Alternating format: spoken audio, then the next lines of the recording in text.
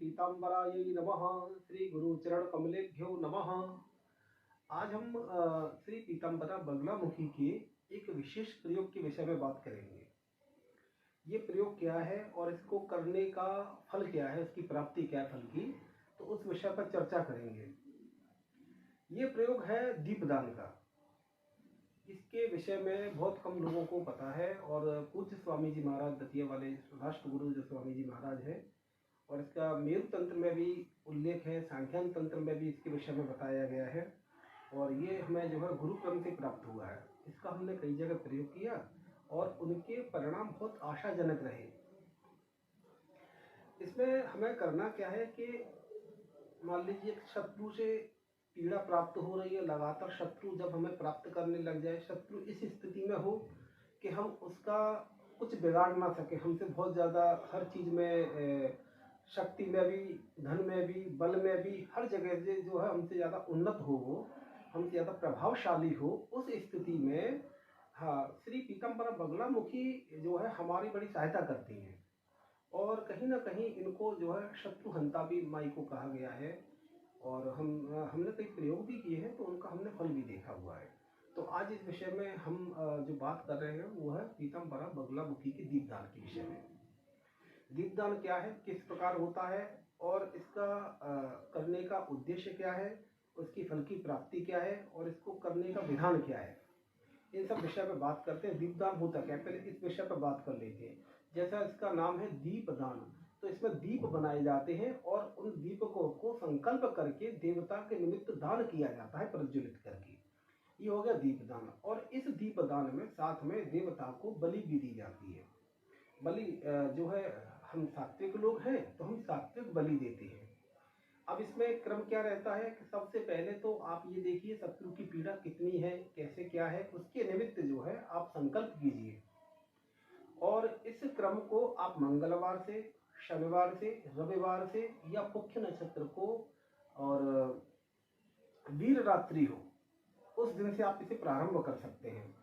आपको एक संकल्प करना है हिंदी में ज़्यादा बड़ा संकल्प नहीं करना है।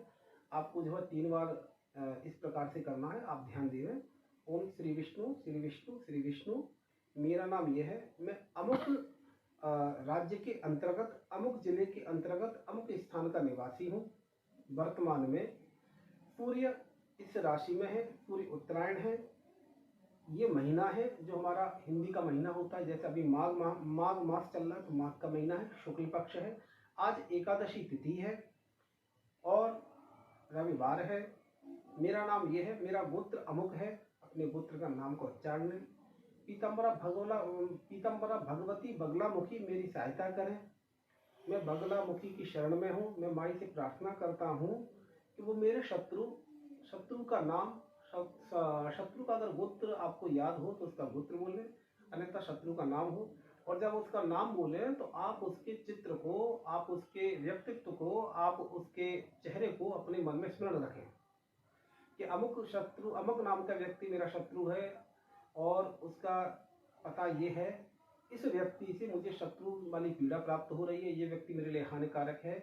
हे भगवती, आपसे निवेदन है, इस शत्रु को आप तत्काल परास्त करें, इसका पराभव करें, हमारी इस पर विजय हो, हमारा पक्ष जो है इस पर विजय हो। न्यायालय में अगर कोई वाद चल रहा है तो उस वाद में हमारे पक्ष की विजय हो। इस भाव से संकल्प करके आप उसमें संकल्प में आगे बोले कि भगवती, मैं आपको प्रसन्न करने के लिए, शत्रु बाधा की निवृत्ति के लिए मैं आपके लिए जप कर रहा हूँ। अब जप किस मंत्र का किया जाए, इस बार एकाक्षरी का भी कर सकते हो, अष्टाक्षरी का भी कर सकते हो, लेकिन यहाँ पर विधान दिया गया है 36 अक्षरी मंत्र का। उस 36 अक्षरी मंत्र को आप नित्य प्रति 11 माला करें और ये 36 दिन का क्रम होता है। नित्य प्रति 11 माला आपको करनी है 36 दिन तक। रात्रि का समय विधान रहता है रात्रि 9 बजे से लेकर के और 12 बजे तक ये पूरी प्रक्रिया जो है संपादित होनी चाहिए। मध्य रात्रि तक निश्चित काल आता है, उस समय तक तो ये जाप करें। पहले भगवती बगलामुखी के यंत्र को आप जो है अच्छी प्रकार से गंगा जल, पंचामृत इत्यादि से स्नान करावें। स्नान कराने के उपरांत में उस यंत्र को जो है सुगंधित उस पर लेप लगाएं इत्र इत्यादि का, और उस पर जो है हल्दी और रोली से उस पर जो है चंदन लगाएं। और लगाने के बाद में पीले पुष्पों को आप पीले मिल जाए, गुलाब के मिल जाए। अगर मान लीजिए पुष्पों का अभाव हो तो चावलों को ही आप पीला कर लें हल्दी के माध्यम से और उनको वहाँ रख लें। अगर आप पे आवरण पूजा आती है भगवती की तो आप आवरण पूजा करें भगवती की। आवरण पूजा करने के पश्चात में भगवती से आप निवेदन करें और आप 11 माला इसी प्रकार से संकल्प करें माला के लिए भी जो मैंने पहले बताया है। उसी प्रकार से षट्त्रिंशत् अक्षरी 36 अक्षरी मंत्र की आप 11 माला कर लें। 11 माला करने के बाद में अब आपको दीपक कितने लगाने हैं? अब आपको दीपक 21 लगाने हैं, 36 लगाने हैं, 31 लगाने हैं, ये एक संख्या निर्धारित करें। जैसे भगवती का मंत्र 36 अक्षरी है तो मेरे हिसाब से आपको 36 दीपक लगाएं। 36 मिट्टी के दीपक ले लें, उनमें आप रुई की बत्ती रखें। उस बत्ती के ऊपर वाले हिस्से को जिसमें अग्नि प्रज्वलित करनी है उसको आप हल्दी से पीला कर दें और दीपकों के अंदर बेसन, वैसे शास्त्र में मूंग की पिसी हुई दाल का साबुत जो मूंग है धुली हुई उसकी पिसी हुई दाल का विधान है तो उसको गीला करके उस पर लेप कर देना चाहिए दीपक का। किंतु गुरु परंपरा से यहाँ पर जो है बेसन का लेप ज्यादा माना गया है क्योंकि बेसन पीला होता है।